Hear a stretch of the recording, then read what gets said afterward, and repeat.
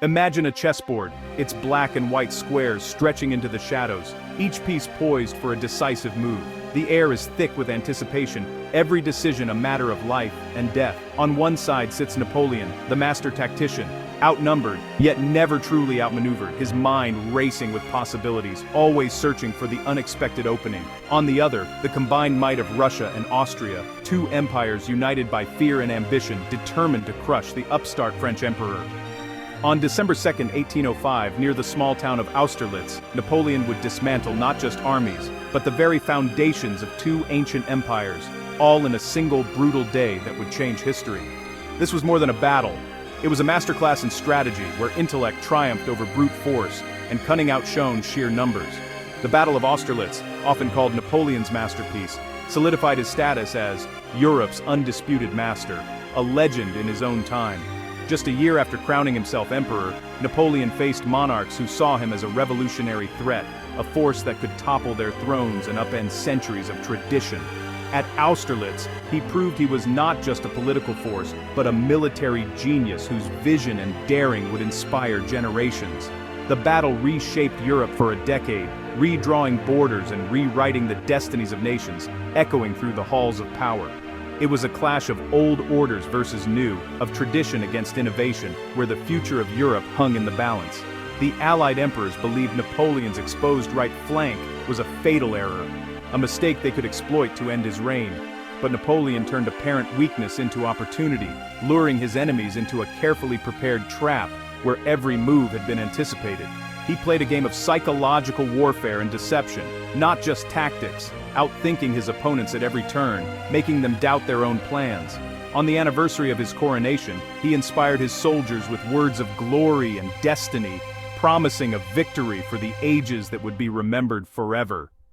As dawn broke, Napoleon was ready to spring his trap, a lesson in strategy, audacity, and leadership that would echo through history, shaping the world for years to come. To truly grasp the significance of Austerlitz, you must first understand the dire predicament Napoleon faced in the autumn of 1805. Europe was a continent in turmoil, and the fate of nations hung in the balance. Newly crowned as emperor, Napoleon found himself pitted against the formidable Third Coalition: Britain, Austria, and Russia, three powerful empires united by a single goal: to crush revolutionary France and end his reign. France was encircled on all sides, outnumbered, and forced to fight on multiple fronts. The threat was existential, and the odds seemed insurmountable. Napoleon's original plan to invade Britain was shattered by the dominance of the Royal Navy, which ruled the seas and made a cross-channel invasion impossible. In a bold and unexpected pivot, Napoleon turned his attention eastward. He marched his Grande Armée across Europe at lightning speed, covering vast distances in record time, and catching his enemies off guard. At Ulm, he executed a masterful encirclement, forcing the surrender of an entire Austrian army. It was a stunning strategic coup, but the campaign was far from over. Pressing deeper into Central Europe, Napoleon captured Vienna, the heart of the Austrian Empire. Yet the main Allied armies regrouped and massed their forces near the small town of Austerlitz. Now, Napoleon faced nearly 90,000 Allied troops with just 73,000 of his own weary men. They were far from home, supplies were stretched thin, and the harsh European winter was closing in. The Allies, especially the young and ambitious Tsar Alexander, brimmed with confidence. They believed Napoleon was finally cornered, vulnerable, and on the verge of defeat. Convinced that one final, overwhelming push would shatter the French, the Allies prepared for what they thought would be a decisive victory.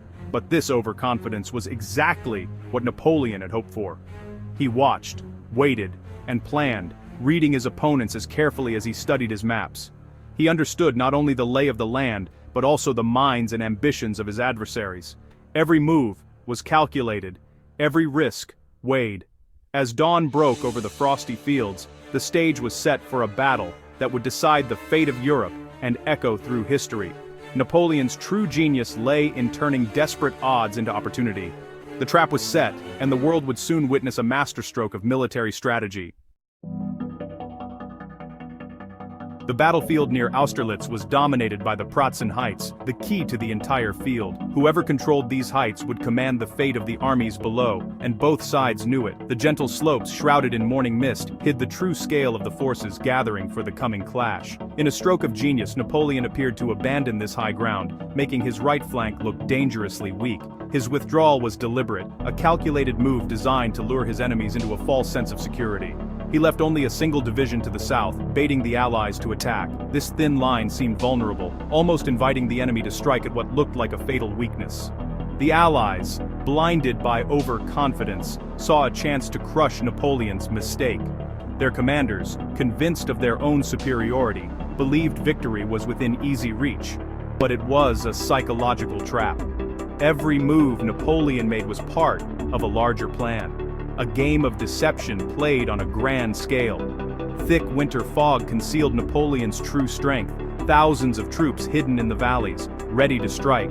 The mist was so dense that entire divisions could vanish from sight, waiting for the perfect moment to emerge. The fog was his ally, masking his intentions and movements. It turned the battlefield into a stage for illusion, where nothing was as it seemed. On the eve of battle, Napoleon feigned anxiety, sending envoys to the Allied camp and further inflating their confidence. His messages were carefully crafted to mislead, making the Allies believe he was desperate and on the verge of collapse. That night, he walked among his soldiers, who lit torches and cheered him on. The sight of their leader inspired hope and courage, strengthening their resolve for the battle ahead. The Allies misread this as a sign of French retreat. The flickering lights and movement in the darkness only deepened their conviction that Napoleon was preparing to flee. They were certain victory was at hand. The trap was set. Every detail had played into Napoleon's hands, and the Allies, blinded by pride, could not see the danger ahead. All that remained was for the Allies to walk into it. As dawn broke, they advanced confidently into the fog, unaware that every step brought them closer to disaster. December the 2nd dawned cold and foggy as the Allies executed the very plan Napoleon had anticipated. Over half their army left the Pratzen Heights, aiming to smash the French right and cut off Napoleon's retreat. The fog lifted from the heights, revealing the empty plateau. The iconic "Son of Austerlitz" moment. Napoleon saw his chance. The enemy had abandoned the center. He waited, letting more Allied troops commit to the southern attack.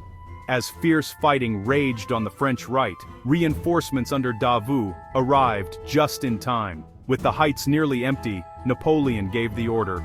Marshal Soult's hidden corps surged out of the mist, storming the Pratzen Heights. The few Allied defenders were stunned by the sudden French assault. The Grand Master had made his move. The Allies' heart was exposed. The opening gambit was over. The decisive attack had begun. The fate of empires hung in the balance. The French assault on the Pratzen Heights shattered the Allied center. Vandam's and St. Hilaire's divisions charged up the slopes, overwhelming the surprised defenders. The Allied command was thrown into chaos as their heartland was attacked. The brutal fighting split the Allied army in two, isolating their southern wing. Tsar Alexander and Emperor Francis desperately committed the Russian Imperial Guard. For a moment, the French advance stalled under the elite Russian counterattack. Napoleon responded instantly, unleashing his own Imperial Guard cavalry. The clash was fierce, but French reserves proved decisive. The Russian Guard broke, and the last hope of retaking the heights vanished. By midday, the French flag flew over the plateau. The Allies were fatally divided. Napoleon had seized the center and the advantage. With the heights lost, the Allied left wing was trapped and panic set in. French artillery rained down from above, turning retreat into chaos. The only escape was across frozen ponds, Sachin and Menitz. Thousands fled onto the ice, which cracked under the weight. Napoleon ordered his cannons to target the ice, shattering it and dooming many. The scene was one of horror. Men and horses plunging into freezing water. The psychological blow was devastating. The Allied army's morale collapsed. The retreat became a rout. The Third Coalition was not just defeated, it was broken. Napoleon's victory was absolute. As the sun set on Austerlitz, the scale of Napoleon's triumph was clear. The Allies lost over 27,000 men, the French just 9,000. The remnants of the Allied armies fled, shattered and demoralized. Emperor Francis of Austria was forced to seek terms from Napoleon. The Treaty of Pressburg ended the war, stripping Austria of territory and power. The Holy Roman Empire, a 1,000-year institution, was dissolved. Napoleon returned to Paris a hero, master of the continent. He redrew the map of Europe. We now agree, or deri extreme. Now green for tree. It bacon singer brain streams, degrees and dread brains, placing his family on thrones. Austerlitz shattered the old order and allowed Napoleon to build a new one. He was no longer just emperor of the French. He was Europe's arbiter. The world had changed in a single day. Austerlitz remains a cornerstone of military education, a perfect example of strategy, psychology, and decisive action. Napoleon's plan exploited enemy arrogance, used terrain and weather, and struck at the decisive moment. The battle teaches the value of preparation, leadership, and the power of morale. Yet Austerlitz also sowed the seeds of Napoleon's downfall, reinforcing his belief in his own invincibility. Later, this overconfidence would lead to catastrophic mistakes. Still, Austerlitz stands as a peak of human achievement in war, a single mind bending the will of two empires. It captures Napoleon's genius and his relentless drive to win. His empire would fall, but the brilliance of Austerlitz endures. It is a chilling, inspiring, and eternal lesson in the art of strategy. The son of Austerlitz still shines in the annals of history.